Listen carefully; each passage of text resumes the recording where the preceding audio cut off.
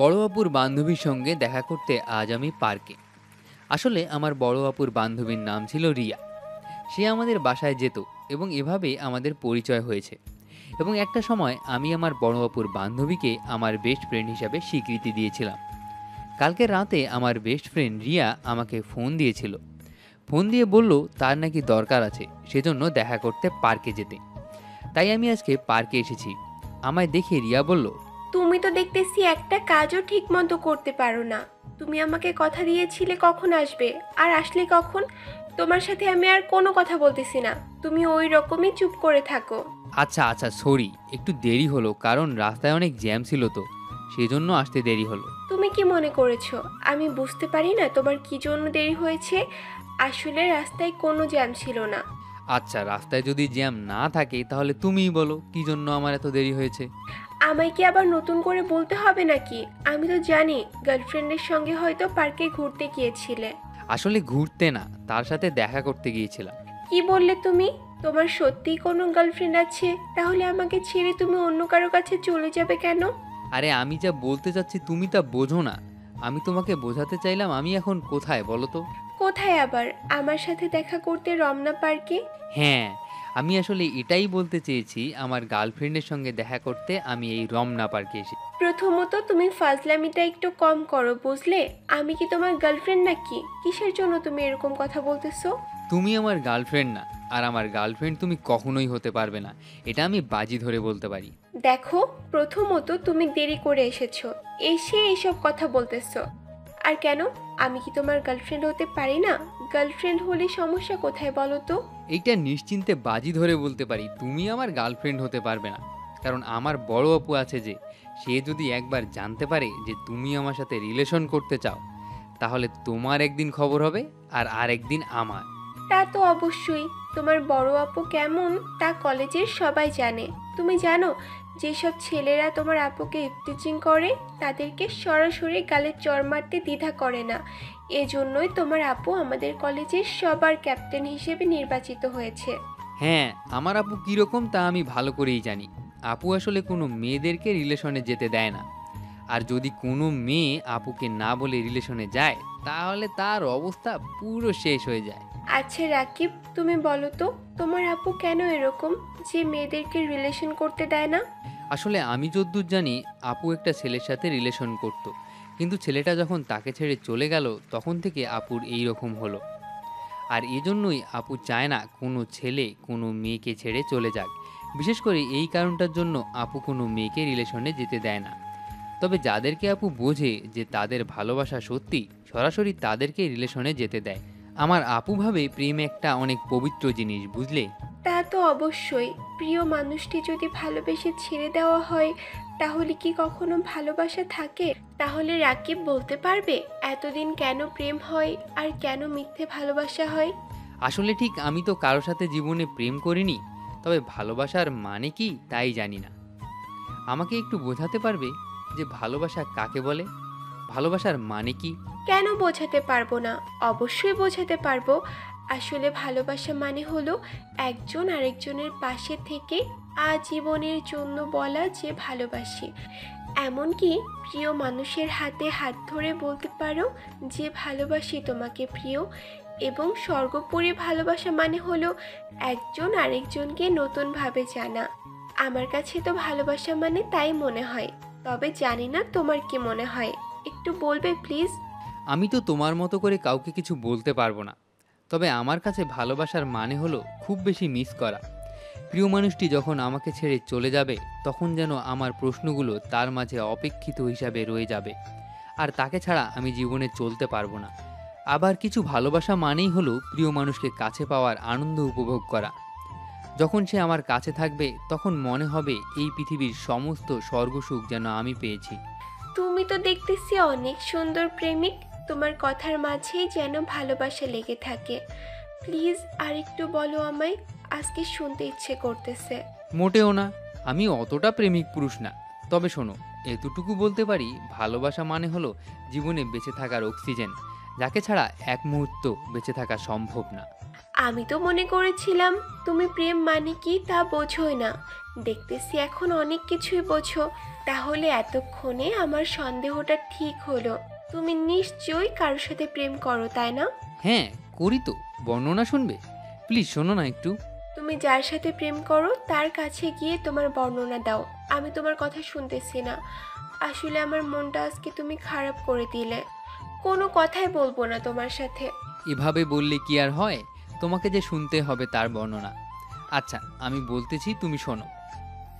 তোমার সৌন্দর্যের বর্ণনা এমন, যেমন তুমি নিজেই তৈরিকৃত এক মহানারী। আমি তোমাকে জানি না কখনো প্রকাশ করতে পারবো কি পারবো না, তবে তোমার মনের মুগ্ধতায় আমি আজও ভালোবাসি তোমাকে। তোমার কি সুন্দর ওই দুই চোখে যখন নীল আকাশের ছায়া পড়ে, তখন চোখ দুটো আরও সুন্দর অংশীদারি হয়। এবং তোমার দুই ঠোঁটে যখন লাল লিপস্টিকের ছায়া পড়ে, তখন সে তাহার বলার কোনো ভাষা রাখে না। এটুকু জানি, তোমার হাতে যখন আমার হাত রাখি, তখনই যেন হারিয়ে যায়, কারণ তোমার হাতে তখন কোমল হৃদয়ের অংশীদারি। আমি কি তোমার গার্লফ্রেন্ড? বর্ণনা শুনতে চেয়েছি নাকি? আমাকে তুমি বলবে না ব্যাস। আমি তোমার কোনো কথাই শুনতে চাই না। ভালো থেকো, আমি বাসায় যাচ্ছি। কথা বলবা না আমার সাথে, বাই। আচ্ছা রিয়া, তুমি রাগ করে চলে যাচ্ছ কেন? আমি তো আসলে আমার গার্লফ্রেন্ডের বর্ণনা দিচ্ছিলাম। আচ্ছা, দিব না আর আমার গার্লফ্রেন্ডের বর্ণনা তোমাকে। আর আমি দিচ্ছি না, কিন্তু কি জন্য আমাকে এখানে ডেকেছিলে সেটা তো একটু বলো। কচু বলবো? তোমাকে আমি কিছুই বলতে চাচ্ছি না। আসলে যে কথা বলার জন্য এখানে একটু আনলাম, তুমি তার আগে আমার কথাটা নষ্ট করে দিয়েছো। এখন আর বলতে পারবো না। কেন গো তুমি বলতে পারবে না? বললে তোমার কোথায় লাগবে? বলো না একটু, আমি একটু শুনি। কোথায় লাগবে বুঝতে পারতেছো না তুমি? তুমি আমার মাথায় লাগবে। আজকে কত সুন্দর করে সেজে এসেছি, ওইটাতে একটুও চোখ পড়লো না? শুধু এসে গার্লফ্রেন্ড আর গার্লফ্রেন্ড। আর তোমার মুখে শুধু গার্লফ্রেন্ডের বর্ণনাই আছে। আমার বর্ণনা তো তুমি কখনোই দিতে পারলে না। হ্যাঁ, তোমার বর্ণনা তো আমি দিতেই পারি, কিন্তু ওইভাবে তো আর দিতে পারবো না। তুমি তো আমার বেস্ট ফ্রেন্ড, তাই না? ও, এখন ফ্রেন্ডের দোহাই তো দিবেই তুমি। আমি কি তোমাকে চিনি না? তুমি কি রকম? আসলে মনের ইচ্ছে যদি থাকে তাহলে সমস্ত কিছু সম্ভব। তুমি আমার বর্ণনা দিতে চাও না তা তো বললেই পারো। এত কাহিনী করো কেন? আচ্ছা, তুমি এত বলতেছো, তাহলে তোমার একটা বর্ণনা দিচ্ছি আমি। আমার বেস্ট ফ্রেন্ড রিয়া, সে দেখতে অনেক সুন্দর এবং তার কথাগুলো অনেক মিষ্টি মিষ্টি টাইপের, এবং আমাকে তার কথাগুলো শুনতে অনেক বেশি ভালো লাগে। আর এই জন্যই আমি তার বেস্ট ফ্রেন্ড। হয়েছে, আর মিথ্যে ভালোবাসার অভিনয় তোমাকে করা লাগবে না। আসলে তুমি কি কখনো বুঝবে আমার মনের কথা, আমার মনের আবেগ? আসলে তুমি কখনো বুঝোনি, আর বুঝতেও পারবে না। তুমি আমার মনকে কখনো ভালোভাবে একটু খেয়ালও করনি। আসলে তুমি আমাকে কি বোঝাতে চাও একটু খুলে বল। আমি সত্যি তোমার কথাগুলো ওইভাবে বুঝতে পারতেছি না। একটু বলো না প্লিজ, জানতে চাই। আমার খুব ইচ্ছে করে তোমার মনের কথাগুলো শোনা। আসলে আমি কখনোই এভাবে বলতে চাইনি, কিন্তু এখন তোমাকে বলতে হচ্ছে। আমি জানি আমার কথাগুলো বলার পর তুমি আমার ফ্রেন্ড থাকবে না, কারণ আমি যা বলবো তা তোমার গার্লফ্রেন্ডের একটু বিরোধিতা। তারপরও গার্লফ্রেন্ডের যদি বিরোধিতা হয় তাহলে হয়ে যাবে, কিন্তু তুমি একবার বলো, প্লিজ বলো। আসলে রাকিব, যেদিন তোমাকে আমি প্রথম দেখেছিলাম সেদিনই তোমার প্রেমে পড়েছিলাম আমি। কিন্তু তোমাকে তো আমি কখনো বলতে পারিনি, তোমার বড় আপুর জন্য। তোমার বড় আপু যদি কিছু বলতো, কিন্তু এখন আমি বলতে পারবো। আমি এখন তোমার বড় আপুর থেকে পারমিশন নিয়ে এসেছি। তুমি কি এমন কথা বলতে চাচ্ছ যার ফলে আমার আপু তোমাকে পারমিশন দিয়েছে? এখনও বোঝাতে পারতেছি না যে তোমায় আসলে আমি আমার মনের ভালোবাসার কথাগুলো বলতেছি। আসলে আমি তোমার আপুর থেকে পারমিশন নিয়েছি যে আমি তোমাকে ভালোবাসতে চাই। বলেছে যা করবি কর, কিন্তু তোরা পড়াশোনা ঠিক করে যা। আর দেখো আজকে আমাদের নিয়তি, তোমাকে যে ভালোবাসার কথাগুলো বলতে এসেছি, আর ঠিক তখনই তোমার গার্লফ্রেন্ডের কথা আমাকে বললে। আসলে সত্যি কথা এই যে তুমি আমাকে কখনো কল্পনাই করনি। আসলে আমারই ভুল হয়েছিল, আমি সমস্ত কিছু একটু বেশি বুঝিয়েছি। তুমি কিছু মনে করো না, আচ্ছা? না না, কি বলো তুমি? আমি আবার কি মনে করব? আমি তো এটা আসলে কখনোই কল্পনা করতে পারিনি। আর তুমি আমাকে ওভাবে কখনো বলোওনি। এখন সত্যি কথা বলতে খারাপ লাগছে যে আমি তোমাকে কখনো ভালোবাসার চোখে দেখিনি। বাদ দাও না ওসব। তুমি ভালো থাকো, তোমার ভালো থাকাটাই আমার ইচ্ছে।